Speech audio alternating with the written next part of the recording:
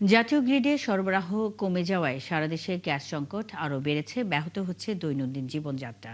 কমেছে কয়েকটি বিদ্যুৎ কেন্দ্র ও সার কারখানার উৎপাদন। তবে প্রশাসনের কর্মকর্তারা জানিয়েছেন, কিছু কিছু সিএনজি ফিলিং স্টেশনে রেশনিংয়ের মাধ্যমে গ্যাস সরবরাহ করা হচ্ছে।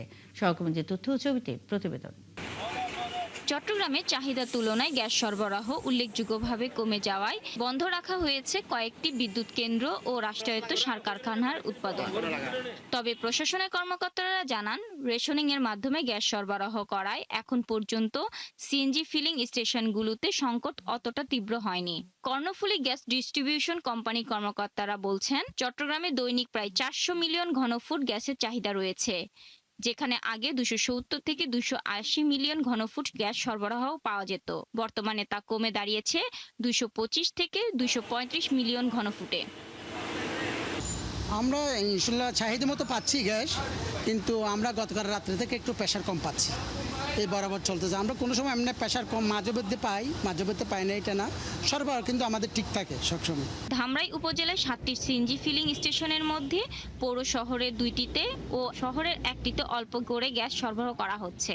এক এক গাড়িতে গ্যাস নিতে সময় লাগছে 6 থেকে 7 ঘন্টা। গ্যাসের সংকটের কারণে আমরা তো চালাইতেই পারি না, আশেপাশেও একই অবস্থা। 3-4 দিন যাবৎ গ্যাস পাইতেছি না, আমরা কিস্তি দিয়ে পারি না, ঘরে চাইল নাই, খাইয়ে পারি না। ঠিক আছে, এই পেলে কেমনে আমরা গাড়ি চালামো? আমরা তো আসছি আপনার রাত 4টায়, কখনো গ্যাস পাই নাই, ঘন্টার পর ঘন্টা বসে রাখতে হয়, সবারই সুবিধা হয়, বেসুবিধা হয়। তিতাস গ্যাস কর্তৃপক্ষ বলছে, ধামরাই প্রতিদিন 150 থেকে 140 পিএসআই গ্যাসের চাহিদা থাকলেও বর্তমানে 3 থেকে 4 পিএসআই পাওয়া যাচ্ছে। তীব্র গ্যাস সংকটে মানিকগঞ্জের সিএনজি পাম্পগুলোর বেশিরভাগ বন্ধ রাখা হচ্ছে। 2-1টি ফিলিং স্টেশনে সামান্য পরিমাণ গ্যাস পেলেও পর্যাপ্ত প্রেসার না থাকায় তা সরবরাহ করা সম্ভব হচ্ছে না। নেত্রকোনায় টানা 5ম দিনের মতো পুরোপুরি বন্ধ রয়েছে তিতাস গ্যাসের সরবরাহ। গ্যাস পাইতাছি না, 500 টাকার গ্যাসের জায়গা 200 টাকা 100 টাকা এবার এক গুড়ানো দিতে পারি না, শেষ। গ্যাস পাম্পে গ্যাস নাই, তিতাস নাই, তার জন্য 1 সপ্তাহ ধরে আমরা গাড়ি চালাই যাচ্ছি। তিতাস এলপিজি লইছি, রান্নার গ্যাস যেটা 150 টাকার জায়গা 400 টাকা গ্যাস বানা লাগতেছে। গাড়ি চালাইতে পারতাছি না, গ্যাস লইয়া গ্যাস দিতেছে না পাম্পে। গ্যাস সংকটের প্রভাব পড়েছে জেলা সদর হাসপাতাল, পুলিশ লাইন্স, জেলা কারাগার সহ বিভিন্ন জরুরি সেবায়। নারায়ণগঞ্জের রূপগঞ্জ উপজেলার মোট 16টি ফিলিং স্টেশনের মধ্যে 5টিতে গ্যাস সরবরাহের ব্যবস্থা থাকলেও মাত্র 2টিতে দেওয়া হচ্ছে। এতে ফিলিং স্টেশন পরিবহন শ্রমিকদের অপেক্ষার সময় বাড়ছে। টানা গ্যাস সংকটে নরসিংদীতে পরিবহন, বাসাবাড়ি সহ গ্যাস চালিত কলকারখানাগুলোতে বিরূপ প্রভাব পড়েছে। শাকিলা সিথি, 71।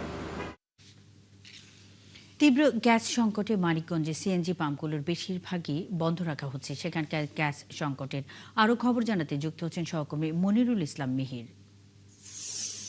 মিহির, ফিলিং স্টেশনগুলোর আজকের কি পরিস্থিতি দেখছেন? স্টেশন কর্তৃপক্ষ কি বলছে? কতদিন এই ভোগান্তি থাকবে? মুন্নি, গত 1 সপ্তাহ ধরে আসলে এই সংকটটা তৈরি হয়ে আসছে মানিকগঞ্জে। আর আমরা দীর্ঘদিন ধরে মানিকগঞ্জে এমনিতেই গ্যাসের একটা সংকট, বাসা বাড়িতেও গ্যাস পাওয়া যাচ্ছিল না, রেশনিং পদ্ধতিতে গ্যাস নেওয়ার জন্য অনেক দাবি ছিল, সেগুলিরও অবসান হয়নি। আর 1 সপ্তাহ ধরে আমরা দেখছি যে একেবারেই সিএনজি স্টেশনগুলিতে গ্যাস আসছে না। এখানে মানিকগঞ্জে মোট 14টি সিএনজি ফিলিং স্টেশন আছে, এর মধ্যে 3-4টিতে সামান্য পরিমাণ যে গ্যাস আসে, তাও এখানে তাদের চাপটা অনেকটাই কম। এখানে কর্তৃপক্ষ যারা আছেন তারা বলছেন যে তারা চাহিদা অনুযায়ী গ্যাস তো দিতেই পারছেন না, বা একেবারে চাপ থাকে না। কিন্তু দুর্ভোগ আছে। দুর্ভোগ বলতে এখানে আমরা দেখছি যে বিভিন্ন যে যাত্রীবাহী বাসগুলি আছে, যানবাহনগুলি আছে, প্রাইভেট কার, মাইক্রোবাস এবং সিএনজি অটো রিক্সা যেগুলি আছে, এরা খুব দুর্ভোগে। সবচেয়ে বেশি আসলে দুর্ভোগে অটো সিএনজি যারা, তারা বলছেন যে তাদের এখানে কিস্তির একটা বিষয় থাকে, তাদের যদি গাড়ি চাকা নাও চলে তারপরেও কিন্তু তাদের সেই কিস্তি টাকা দিতে হয়। এই একটা সমস্যা। এছাড়াও বাসা বাড়িতে আমরা দেখেছি একই অবস্থা চলছে। বিভিন্ন পরিবহনে যারা আছেন তারা গ্যাস না পাওয়ার কারণে অনেকে এখান থেকে ঢাকায় অ্যাম্বুলেন্সে যাত্রী নিয়ে ঢাকায় যায়, তারাও কিন্তু যেতে পারছে না। মানে একটা বড় সংকট রয়েই গিয়েছে। তো আমরা এখানে যারা একটু দুর্ভোগ আছে তাদের সাথে একটু কথা বলে জেনে নিই আসলে সংকটের কথা। যে আমরা তো দেখছি দীর্ঘ লাইনে আপনারা যে গ্যাসের জন্য আসছেন, কি অবস্থা? গ্যাস কি পান? না, গ্যাস পাই না, গ্যাসের অবস্থা খুবই পরিস্থিতি খারাপ। এত 5-7 ঘন্টা সিরিয়াল দিয়ে তার আমাকে গ্যাস নিতে হয়। এই গ্যাস পাইলে তো আমাকে সংসার চলতেছে না এখন। আচ্ছা আচ্ছা। এই আজকে কখন আসছে? আজকে তাও তো 2 ঘন্টা হয়ে গেছে, 2 ঘন্টা হয়ে গেছে, আমরা ওই গ্যাসটা পাবো না। হয়তো গ্যাস পাবো 200 টাকার গ্যাস পাবো, আমাকে ওই 12টা 1টা বাজে শেষ হইবো, আমার গাড়ির জমা উঠতেছে না। মালিক অনেক অনেক ধন্যবাদ। আমরা আরেকজনের সাথে একটু কথা বলি। ভাই, আপনি তো গ্যাস নিতে আসছেন, কি অবস্থায়? না, গ্যাসের অবস্থা খুব ভয়াবহ অবস্থা, সংকটে আছি। আর কালকে রাত 12টার মধ্যে পৌঁছে গেছি, গ্যাস পাইনি, আজকে সকালে আসছে গ্যাস নিতে। পাচ্ছেন না? জি। অনেক অনেক ধন্যবাদ। আর সবচেয়ে বড় বিষয় হলো যে এই প্রতিটা পাম্পে রাত্রে হলো আপনার লরি লাগে থাকে। আচ্ছা আচ্ছা, অনেক অনেক ধন্যবাদ। মুন্নি শুনছিলেন আসলে যে যেমনটি বলছিলাম যে চিত্রটা সবগুলি ফিলিং স্টেশনারি, যে 14টি ফিলিং স্টেশনের মধ্যে বলছিলাম যেমনটি 3-4টি আছে, সেটি কিন্তু প্রেসার না থাকার কারণে তারা প্রয়োজন অনুযায়ী গ্যাস দিতে পারছে না। কর্তৃপক্ষ বলছেন যে আসলে তাদেরও তো কিছু করার থাকে না। পাশে আরেকটি আছে ধলেশ্বরী ফিলিং স্টেশন, সেখানে আমরা খোঁজ নিয়েছি, সেখানে একই অবস্থা, তাদের একেবারেই বন্ধ। তারা বলছে যে পরিমাণ তারা একটু গ্যাস পেয়েছেন, কিন্তু প্রেসার না থাকার কারণে দিতে পারছেন না। আর চাহিদা অনুযায়ী যেখানে 300 থেকে 400 টাকা পর্যন্ত গ্যাস পাওয়া যায়, সেখানে কিন্তু এখন একেবারেই পাচ্ছে না। এই দুর্ভোগটা আছে।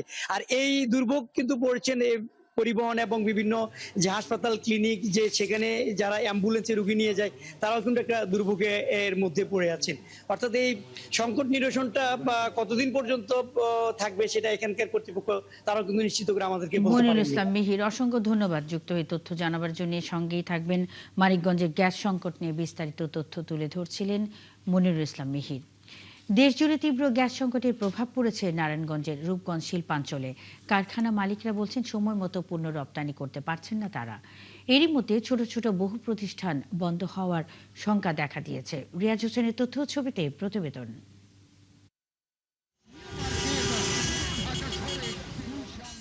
গত 1 সপ্তাহ ধরে তীব্র গ্যাস সংকটে পড়েছে রূপগঞ্জের কারখানাগুলো। চাহিদা মতো গ্যাস না থাকায় উৎপাদন হচ্ছে না। বেশিরভাগ সময়ই যন্ত্রপাতি বন্ধ রাখতে হচ্ছে। এতে বিভিন্ন দেশের অর্ডার নেওয়া এবং সময় মতো পণ্য পাঠানো নিয়ে দুশ্চিন্তায় পড়েছেন কারখানার কর্মকর্তা ও শ্রমিকরা। ওয়ানফ্লারে 1 সপ্তাহ যাবত গ্যাস সমস্যা সংকট, এর কারণে আমাদের কাজের ব্যাঘাত করতেছে। কাজ কাম নাই, যে বসে আছি। এভাবে যদি চলতে থাকে তাহলে তো একটা সময় দেওয়া যেতেছে আমাদের অনেকেরই কর্মসংস্থান থাকবে না।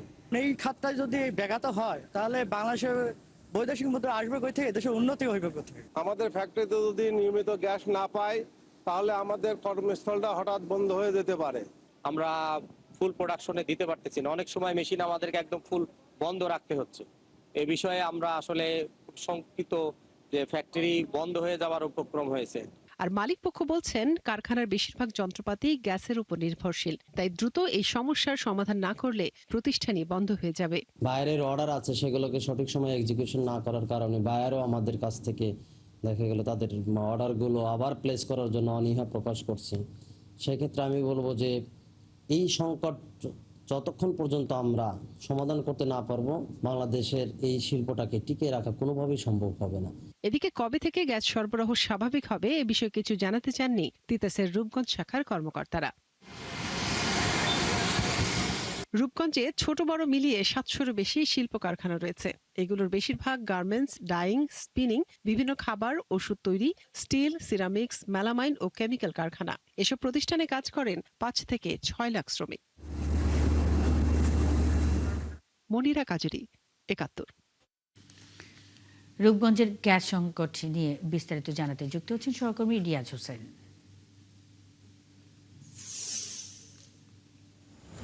রিয়াজ, গ্যাস সংকট নিয়ে কি বলছেন সংশ্লিষ্টরা? সমস্যার সমাধান কবে নাগাদ হতে পারে এ বিষয়ে কিছু জানতে পেরেছেন কিনা? মুন্নি, রাজধানীর ঠিক পাশে কিন্তু রূপগঞ্জ শিল্পাঞ্চল ক্ষেত্র এলাকা, এই এলাকা কিন্তু 7 শতাধিক ছোট বড় বিভিন্ন শিল্প কারখানা রয়েছে। এর মাঝে কিন্তু গার্মেন্টস কারখানা সবচেয়ে বেশি। আর এখানে কিন্তু আপনাকে জানিয়ে রেখে যে 5 থেকে 6 লক্ষ নারী পুরুষ এই বিভিন্ন সেকশনে কাজ করে থাকে।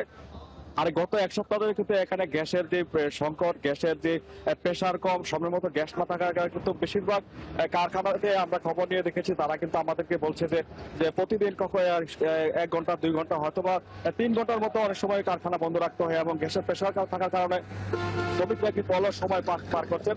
এতে কিন্তু শ্রমিকরা যেমন তাদের উৎপাদন চাহিদা মতো উৎপাদন সামগ্রিক মালিক পক্ষ দিতে পারছে না। এছাড়া কিন্তু মালিক পক্ষ কিন্তু আমাদেরকে বলছেন যে বিদেশ থেকে বিশেষ করে ইউরোপ আমেরিকা কিন্তু বাংলাদেশ সাইডে কিন্তু ইউরোপ আমেরিকায় এই রূপগঞ্জের বিভিন্ন গার্মেন্টস পণ্য কাপড় বিভিন্ন সামগ্রী কিন্তু রপ্তানি হয়। সেই রপ্তানি যে বিদেশিরা বাইরে তারা কিন্তু এই সঠিক সময় কিন্তু তাদের অর্ডারশিপ না দিতে পারা কিন্তু তারা কিন্তু অনেকটাই অনীহা প্রকাশ করছে। এখানে কিন্তু ব্যবসায়ীরা কিন্তু তারা বলছে যে তারা কিন্তু একটা মানসিকভাবে বেকারগ্রস্ত হয়ে পড়ছে। তারা বলছে যে গ্যাস সংকট যদি এভাবে চলতে থাকে তাহলে কিন্তু তাদের কিন্তু সে ব্যবসা বাণিজ্য শিল্প কারখানা চালানো কিন্তু একেবারে দুর্বিষহ হয়ে পড়বে। এছাড়া কিন্তু আমরা খবর নিয়ে দেখেছি যে বেশ কয়েকটি ছোট ছোট শিল্প কারখানা কিন্তু তারা কিন্তু বলছে যে তারা বন্ধের পথে। এই ব্যাপারে কিন্তু আমরা তিতাসের কর্তৃপক্ষের সাথে বারবারই কথা বলছি, তারা কিন্তু আমাদেরকে এই ব্যাপারে সমাধান দিতে পারে। তারা বলছে যে বিদেশি বিশেষজ্ঞরা কাজ করেছে, হয়তো বা অতি দ্রুত এই যে মহেশখালীর যে এলএনজি টার্মিনালে ত্রুটির দ্রুত সমস্যার সমাধান করতে পারবেন, সরবরাহ স্বাভাবিক হবে। এ ছিল আমার কাছে সর্বশেষ। রিয়াজ, আপনি আছেন, খবর রাখতে থাকুন, সঙ্গেই থাকবেন। দর্শক, রূপগঞ্জের গ্যাস সংকট নিয়ে বিস্তারিত তথ্য তুলে ধরছিলেন রিয়াজ হোসেন।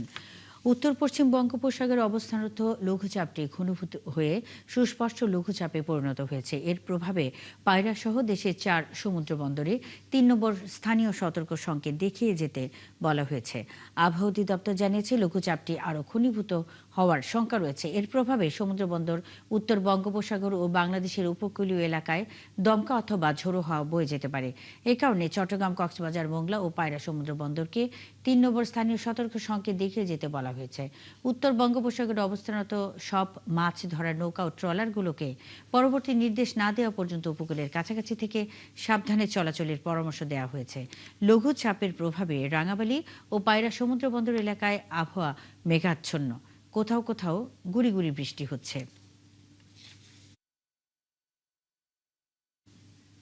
উপকূলীয় আবহাওয়ার আরো খবর জানাতে আমাদের সঙ্গে রাঙাবালি থেকে যুক্ত হচ্ছেন সহকর্মী কামরুল হাসান। কামরুল, কি অবস্থা উপকূলে? সবশেষ কি সতর্কতা দিয়েছে আবহাওয়া অধিদপ্তর?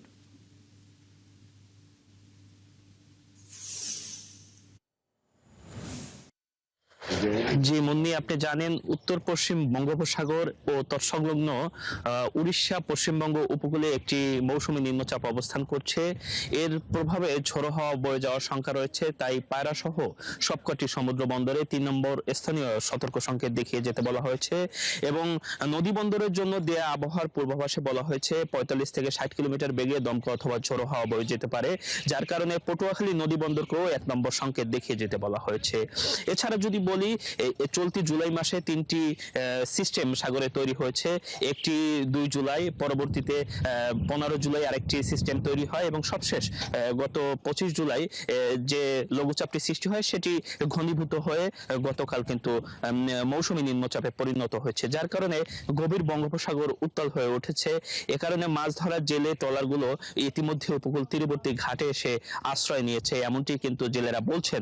এবং সাগর উত্তাল থাকায় বারবার তাদেরকে উপকূলে ফিরে আসতে হয়েছে সমুদ্র যাত্রা করে, এমনটি কিন্তু তারা বলছেন। এর কারণে জীবিকা সংকটে পড়েছেন অনেক জেলে। এ বিষয়ে আমরা একটু কথা বলার চেষ্টা করব। কোরালিয়া মৎস্য সমিতির সভাপতি জহির হাওলাদার আমাদের সঙ্গে রয়েছেন। এই যে বারবার লঘুচাপ, নিম্নচাপের প্রভাবে জেলেরা বারবার উপকূল তীরবর্তী ঘাটে ফিরে আসছে, এ কারণে কি ধরনের প্রভাব পড়ছে? এ কারণে আগামী গেল মাসের 29 তারিখ হইতে আজকে 27 তারিখ পর্যন্ত যে লঘুচাপটি সৃষ্টি হয়েছে সাগরে, কোনো রকম জেলে থাকার মতন কোনো নেই, পরিবেশ নাই। এই যায় বাজারঘাট করে আবার চলে আসে ঘাটে, কোনো মাছও নাই, আবার অবস্থাও ভালো না। আবহাওয়া একের পর এক চলতেই আছে, এই মাসের মধ্যে কোনো বিরাম নাই। ওই যায় যে একটু সংকেত একটু নর্মাল হয়েছে, যায় আবার চলে আসে, কেউ দিতে পারে না, কেউ দেওয়ার মতন কোনো পরিবেশ নাই। সাগরের ব্যাপক উত্তাল সাগর। এই যে মৌসুমী নিম্নচাপটি সৃষ্টি হলো, এখন কি অবস্থা? জেলেরা কোথায় আছে? এখন আছে মহিপুরে, আলিপুরে, আশাখালী, বাবলাতলা, কোরালিয়া, যার যার স্থানে গন্তব্যস্থানে চলে আসে। খুব বেকায়দায় আছে, জালজাল্লা খুব সংকটে আছে। জি মুন্নি, আপনি যেমনটি শুনছিলেন যে আসলে উপকূলে যে সব জেলে রয়েছেন যারা মাছ শিকারের উপর নির্ভরশীল, তারা আসলে উপকূল তীরবর্তী ঘাটগুলোতে এসে অনেকে আশ্রয় নিয়েছে। এখনো কেউ কেউ গভীর সাগরে বিচরণ করছে। তবে আবহাওয়া অফিস বলছে যে এই পরিস্থিতিতে তারা যাতে দ্রুত নিরাপদে সরে আসে এবং পরিস্থিতি স্বাভাবিক না হওয়া পর্যন্ত উপকূলে এসে আশ্রয় নেয়। কারণ গভীর সাগরে এই মুহূর্তে বিচরণ করলে সাগর যেহেতু উত্তাল রয়েছে, সেক্ষেত্রে দুর্ঘটনার এক ধরনের ঝুঁকি রয়েছে। এবং এর আগেও কিন্তু এই যে প্রাকৃতিক বৈরী আবহাওয়ার কারণে কিন্তু জেলেরা বিপদের মুখে পড়েছেন, অনেক জেলে এবং ট্রলার ডুবির ঘটনাও ঘটেছে। এই ছিল আবহাওয়া পরিস্থিতি নিয়ে আমাদের সবশেষ মন্নি। কামরুল হাসান, অসংখ্য ধন্যবাদ। সঙ্গেই থাকবেন রাঙ্গাবালী উপকূল থেকে আবহাওয়ার সবশেষ খবর নিয়ে কামরুল হাসান যুক্ত ছিলেন। আগামী কিছুদিনের মধ্যে 1 কোটি মানুষের কর্মসংস্থান তৈরি করা হবে বলে জানিয়েছেন পরিবেশ মন্ত্রী আব্দুল আওয়াল মিন্টু। রবিবার ফেনীর সোনাগাজীতে চর মজলিশপুর, বগাদানা ও মতিগঞ্জ ইউনিয়নে কয়েকটি প্রকল্পের উদ্বোধন শেষে তিনি একথা জানান। মন্ত্রী আরও বলেন, বিএনপি নির্বাচনী ইশতেহার অনুযায়ী কর্মসংস্থান সৃষ্টির লক্ষ্যে এরই মধ্যে সংসদে বাংলাদেশ ইনভেস্টমেন্ট অ্যাক্ট পাশ হয়েছে। ব্যবসা বাণিজ্যের প্রসার ও বিনিয়োগ বাড়লেই যুবকদের জন্য নতুন কর্মসংস্থানের সুযোগ তৈরি হবে। এ সময় উপস্থিত ছিলেন প্রশাসনের কর্মকর্তা ও সোনাগাজী উপজেলা বিএনপির বিভিন্ন পর্যায়ের নেতারা। বিনিয়োগ লাগবে, সেজন্য আপনারা অলরেডি আমাদের ম্যানিফেস্টোতে আছে যে আমরা 1 কোটি কর্মসংস্থান করব আগামী কত দিনের ভিতরে। তো কর্মসংস্থান তো আমাদের প্রায়োরিটি, কারণ ছেলে বা মেয়েরা যখন লেখাপড়া করে শেষ করবে ওরা কর্ম ছাড়া ওরা কি করবে। তো এটা আমাদের সরকারের একটা প্রায়োরিটি, কর্মসংস্থান সৃষ্টি করা। একজন প্রকৃত দেশপ্রেমিক কখনো দুর্নীতিবাজ হতে পারে না বলে মন্তব্য করেছেন বেসামরিক বিমান পরিবহন ও পর্যটন মন্ত্রী আফরোজা খানম রিতা। তিনি বলেন, দেশপ্রেমিকের মূল লক্ষ্যই থাকে দেশকে এগিয়ে নেয়া। রবিবার মানিকগঞ্জ সরকারি দেবেন্দ্র কলেজের স্নাতক প্রথম পর্বের শিক্ষার্থীদের নবীনবরণ অনুষ্ঠানে প্রধান অতিথির বক্তব্যে তিনি একথা বলেন। মন্ত্রী বলেন, শহীদ রাষ্ট্রপতি জিয়াউর রহমান ও সাবেক প্রধানমন্ত্রী বেগম খালেদা জিয়া দেশের মানুষকে দেশপ্রেমের শিক্ষা দিয়েছেন, শিখিয়েছেন অন্যায়ের বিরুদ্ধে আপোষহীন থাকতে। আর প্রধানমন্ত্রী তারেক রহমান মানবিক, সামাজিক ও জনবান্ধব রাষ্ট্র গঠনের দিক নির্দেশনা দিয়েছেন। তাই দেশকে ভালো রাখতে শিক্ষার্থীদের দেশপ্রেম, সততা ও অন্যায়ের বিরুদ্ধে দৃঢ় থাকার আহ্বান জানান তিনি। দেশ করি, আর আমাদের কাছে দেশপ্রেমটা বড় জিনিস। যদি আমাদের মাঝে দেশপ্রেম না থাকে তাহলে আমরা কোনো কিছুই আমাদের দ্বারা সম্ভব হবে না। একজন দেশপ্রেম মানুষ কিন্তু কখনো দুর্নীতিবাজ হতে পারে না। এর জন্য মূল লক্ষ্য হলো দেশপ্রেম। যে দেশপ্রেম সে রাষ্ট্রপতি জিয়াউর রহমান আমাদের শিখিয়েছে কিভাবে দেশকে ভালোবাসতে হয়।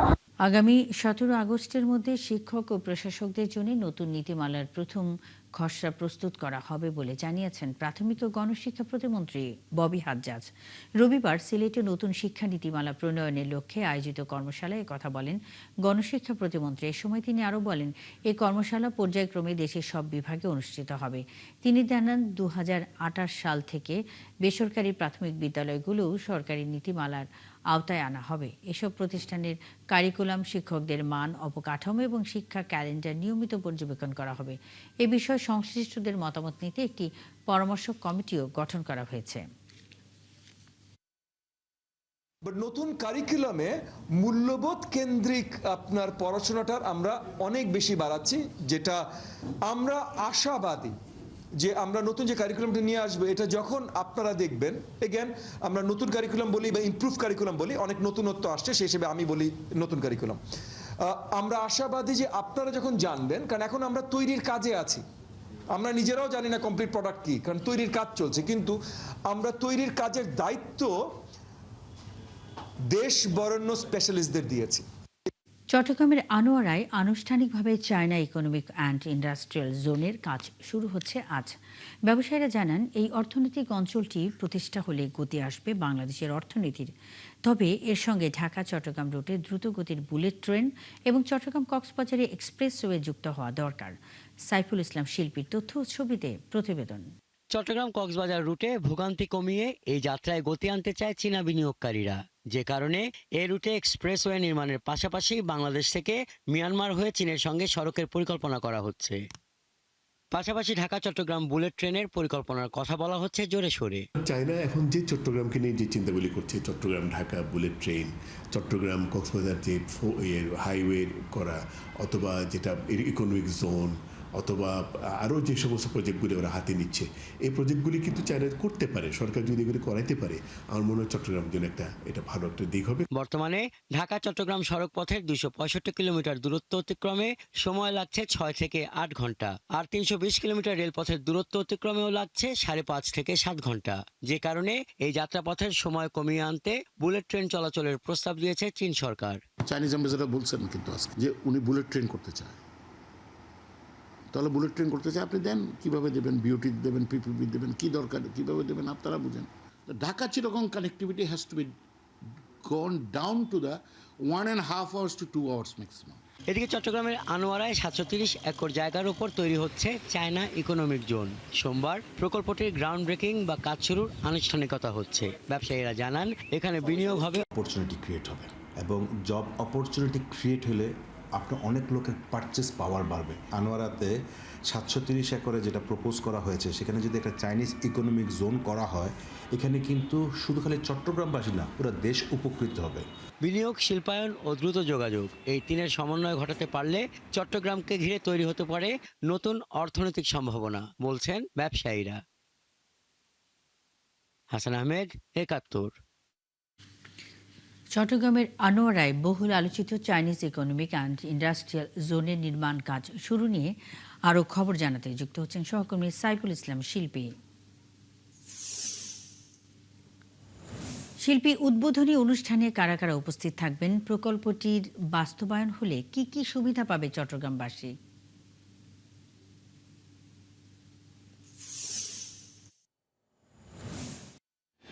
ধন্যবাদ মুন্নি। আপনি জানেন যে আজ উদ্বোধন হচ্ছে প্রায় 1 দশক স্থবিরতা কাটিয়ে চট্টগ্রামে আজ অনুষ্ঠিত হচ্ছে যে আনোয়ারা ইকোনমিক জোন। এইখানে আজ উপস্থিত থাকবেন অর্থ পরিকল্পনা মন্ত্রী আমির খসরু মোহাম্মদ চৌধুরী, চীনের রাষ্ট্রদূত সহ সরকারের ঊর্ধ্বতন কর্মকর্তারা এই অনুষ্ঠানে আজ উপস্থিত থাকছেন।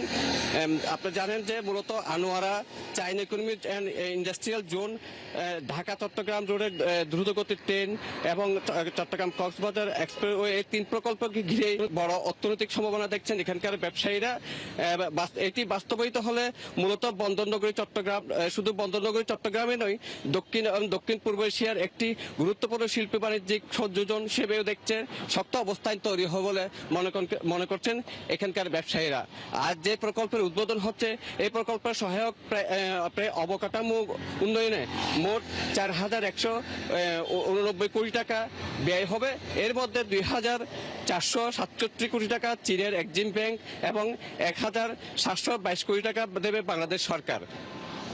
বিশাল এই প্রকল্প থাকছে মাল্টিপারপাস জেটি সংযোগ, সড়ক, অভ্যন্তরীণ সড়ক, পানিধারা, গ্যাস সঞ্চালন সুবিধা সহ বিদ্যুৎ সাবস্টেশন সহ আরো অনেক কিছু। অবকাঠামো প্রকল্পের নির্ধারিত সময় অনুযায়ী 27 ডিসেম্বর শুরু হয়ে 2031 সাল পর্যন্ত শেষ হবে। অর্থাৎ গ্রাউন্ড ব্রেকিং হলেও বড় অবকাঠামো নির্মাণ মূল পর্যায়ে শুরু হবে 2027 সালে। আপনি জানেন এই 3 প্রকল্পকে ঘিরে চট্টগ্রামের ব্যবসায়ীদের অনেক স্বপ্ন। এটি বাস্তবায়িত হলে ব্যবসা বাণিজ্যের এবং এখানকার অর্থনৈতিক চেহারা পাল্টে যাবে, এমনটি ধারণা করছেন চট্টগ্রামের এই ব্যবসায়ীরা। মূলত আজকে এই চীনা এই প্রকল্পের উদ্বোধন হচ্ছে আনুষ্ঠানিক এই উদ্বোধন হচ্ছে কাজের।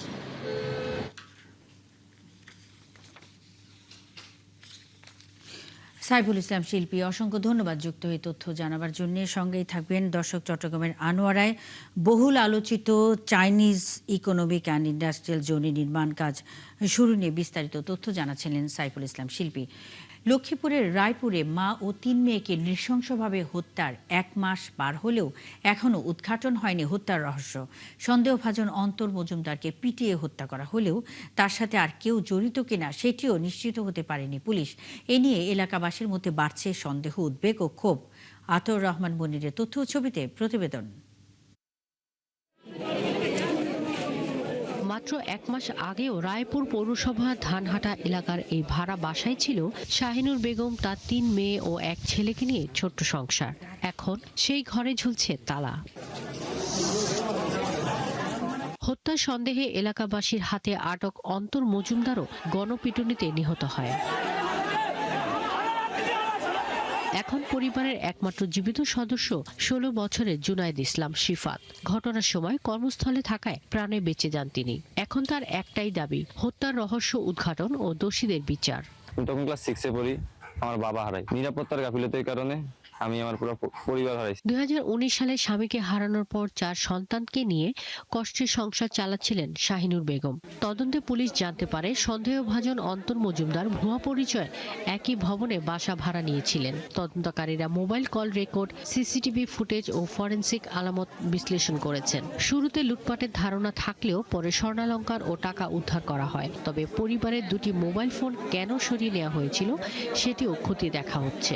আমাদের জন্য একটু কষ্ট হচ্ছে, কারণ ঘটনার শিকার যারা তাদেরও কেউ নেই, প্লাস যে ঘটনাটা ঘটিয়েছে আপাত দৃষ্টিতে সেও নেই।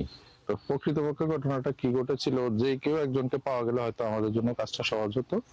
তারপরেও যেহেতু আমরা এটা পাইনি, আমরা অনেকগুলো টুলস নিয়ে কাজ করছি। এ নিয়ে সংসদ সদস্য বলছেন, উদ্দেশ্য ছাড়া এমন হত্যাকাণ্ড হতে পারে না। আবার একজনের পক্ষে 4 জনকে হত্যা করাও অসম্ভব। সব মিলিয়ে এই ঘটনায় প্রকৃত রহস্য উদ্ঘাটন করে জড়িতদের আইনের আওতায় আনা জরুরি। নোয়াখালীর থেকে আসছে, এখানে আসে বাসে তো উঠে আসে, ইয়ে করছে, টিকিট করছে, রায়পুর আসছে সরাসরি আইসি এই ঘটনা ঘটেছে। তাহলে তো তার তো একবার পাগল বললো, আমি এটা বিশ্বাস করি। তালাবদ্ধ সেই ঘরের সামনে দাঁড়িয়ে আজও শিফাত অপেক্ষা করে ন্যায় বিচারের। আর সেই অপেক্ষার সমাধান হবে যখন এই 4 হত্যার প্রকৃত রহস্য বের হবে। শাকিলা শম্পা, ৭১। যশোরের ভবদহের জলাবদ্ধতার স্থায়ী সমাধানের দাবিতে পানি সম্পদ মন্ত্রীর কাছে স্মারকলিপি জমা দিয়েছে ভবদহ পানি নিষ্কাশন সংগ্রাম কমিটি। রবিবার সংগঠনের উপদেষ্টা ইকবাল কবির জাহিদ ও সদস্য সচিব চৈতন্য কুমার পালের নেতৃত্বে জেলা প্রশাসকের মাধ্যমে এই স্মারকলিপি দেওয়া হয়। স্মারকলিপিতে উল্লেখ করা হয়, অন্তর্বর্তীকালীন সরকারের পানি সম্পদ উপদেষ্টা আমডাঙ্গা খাল সংস্কার, হরি নদী সহ সংশ্লিষ্ট নদী খনন এবং টিআরএম চালুর 3টি মূল প্রতিশ্রুতি দিয়েছিলেন, কিন্তু সেই সিদ্ধান্ত বাস্তবায়নে পানি উন্নয়ন বোর্ড গাফিলতি করেছে। স্মারকলিপিতে অবিলম্বে আমডাঙ্গা খাল সংস্কারের কাজ শেষ করা সহ IWM এর প্রস্তাবনা অনুযায়ী নদী খনন ও টিআরএম বাস্তবায়নের দাবি জানানো হয়।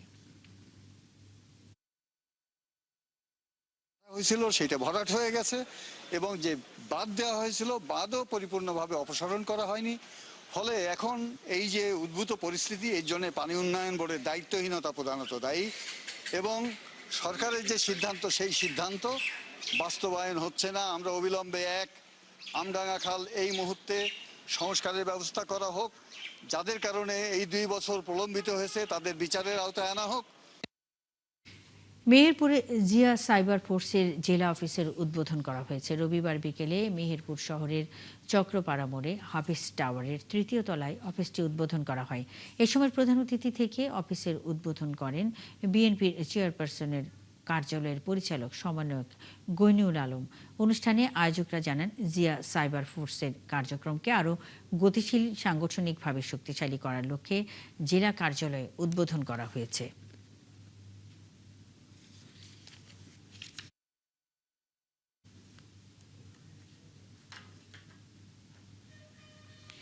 দর্শক, চলছে দেশজোগ সরাসরি সংবাদ অনুষ্ঠান দেখতে চোখ রাখুন ৭১ ফেসবুক পেজ এবং সাবস্ক্রাইব করুন ৭১ ইউটিউব চ্যানেল। থাকুন ৭১ সাথেই।